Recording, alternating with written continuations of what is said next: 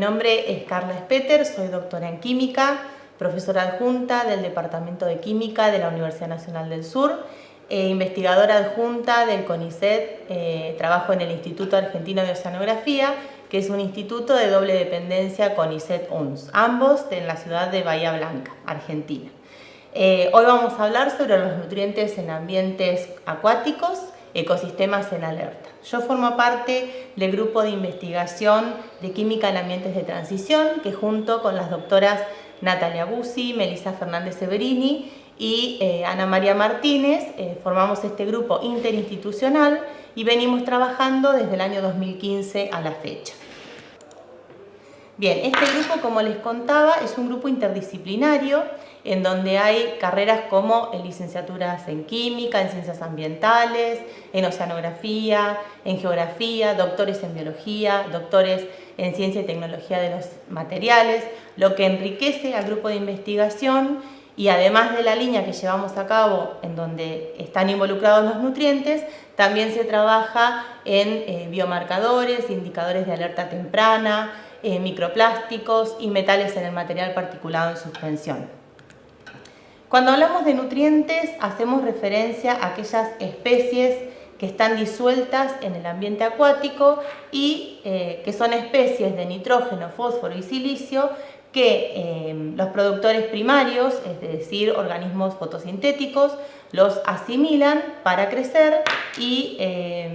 incorporarse a la columna de agua a través del proceso de fotosíntesis. Estos organismos absorben el dióxido de carbono atmosférico para liberar oxígeno disuelto a la columna de agua. Estos productores primarios, o algas si quieren llamarlas,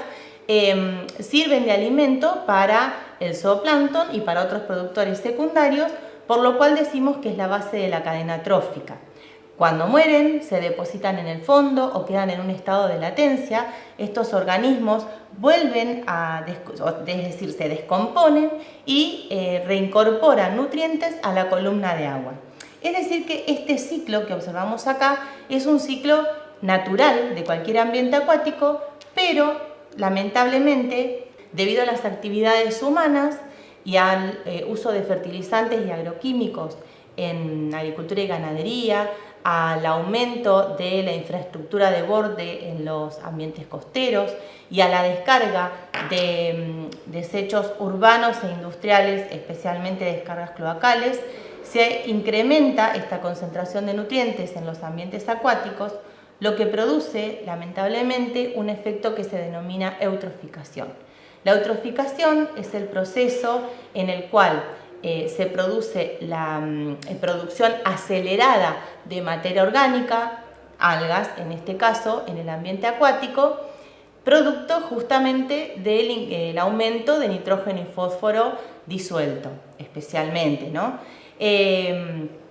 Esto produce una serie de consecuencias en la columna de agua, como un aumento en la turbidez, un cambio en las especies de dominancia de la floración fitoplanctónica, un cambio o pérdida de la vegetación acuática sumergida,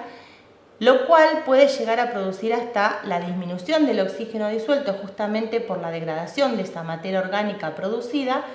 con la consecuente mortandad de peces.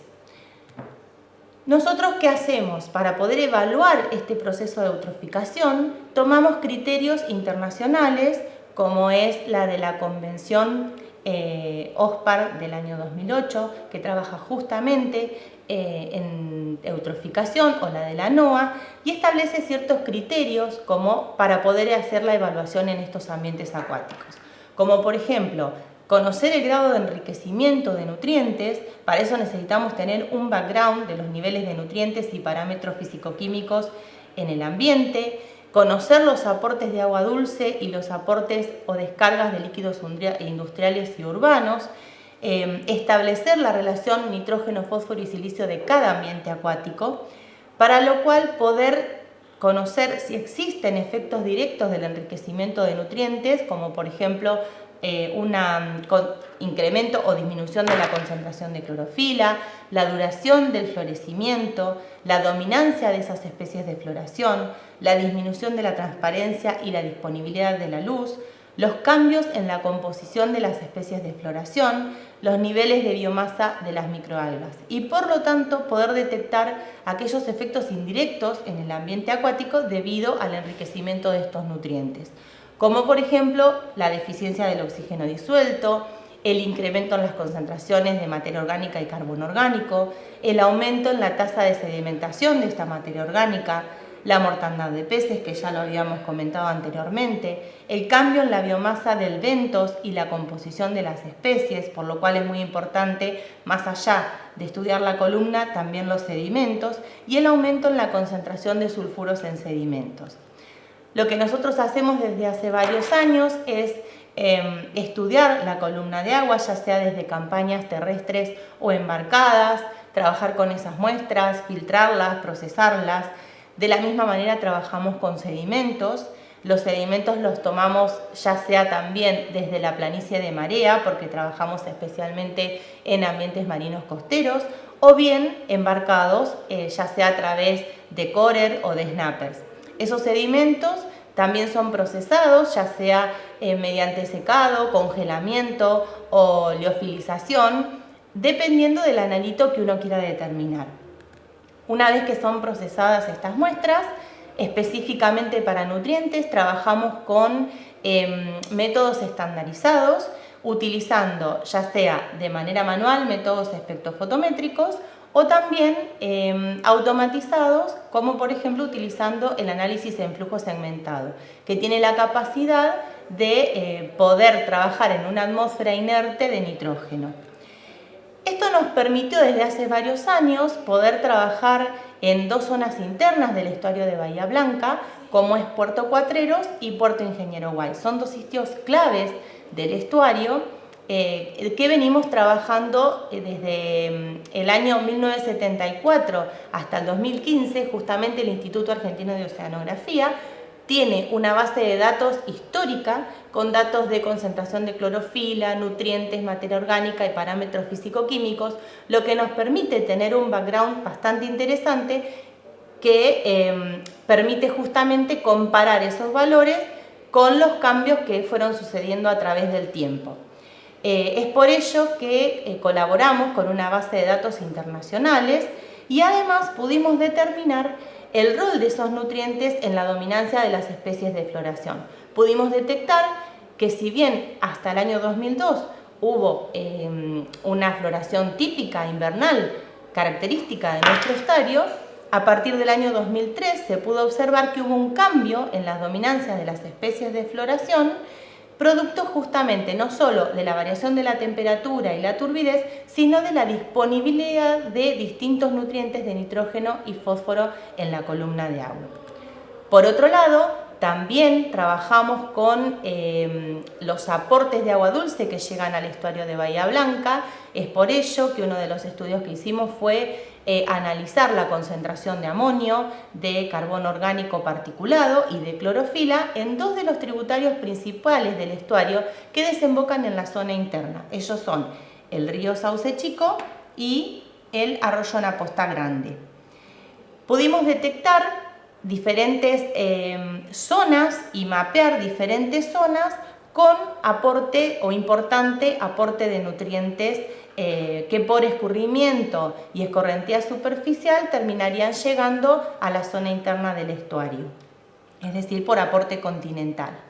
Por otro lado, también trabajamos en la zona media del estuario, en un lugar que se denomina Puerto Rosales, en donde uno de los estudios que hicimos en sedimentos, además de trabajar con el fraccionamiento de fósforo, que fue uno de los primeros estudios que realizamos, nos permitió detectar que esos sedimentos superficiales tendían a entrampar este fósforo y a conservarlo en el sedimento, y que parte de ese fósforo estaba incorporado como fósforo unido a calcio o como fósforo lábil o absorbido. Por otro lado, también trabajamos en detectar cuáles son las posibles fuentes o qué intervenciones antrópicas tiene el ambiente, y justamente en el caso del estuario de Bahía Blanca se realizó este estudio de los servicios ecosistémicos y del impacto y las presiones que sufre el estuario, en donde pudimos detectar que la mayor parte de ese impacto está producido por la infraestructura de borde, por la gran actividad portuaria que hay en el lugar, por el dragado que se produce del canal principal y el rellenado artificial de los humedales costeros, así como también de la contaminación atmosférica y de la descarga de líquidos poco tratados o prácticamente sin tratar. Por lo tanto, lo que nosotros hacemos mucho hincapié es en trabajar de manera interdisciplinaria conociendo el ambiente, y sería importantísimo poder trabajar con distintas zonas, ya sea de Argentina o de distintos lugares de América del Sur, en donde podamos detectar en diferentes estuarios algún que otro cambio que se haya producido, poder monitorearlo, poder trabajar de manera conjunta para realizar monitoreos y trabajar tanto desde la parte de gestión y de investigación, de forma tal de minimizar estos efectos y poder trabajar sobre todo también con la población en cuanto a educación y en la participación ciudadana. ¿Para qué? Para que estos ecosistemas que están en alerta podamos prevenir aquellos cambios con pequeñas modificaciones que se puedan observar en la columna de agua y que nos estén alertando sobre lo que puede llegar a producirse en ese ecosistema. Bueno, este es nuestro grupo y les agradezco su atención. Muchas gracias.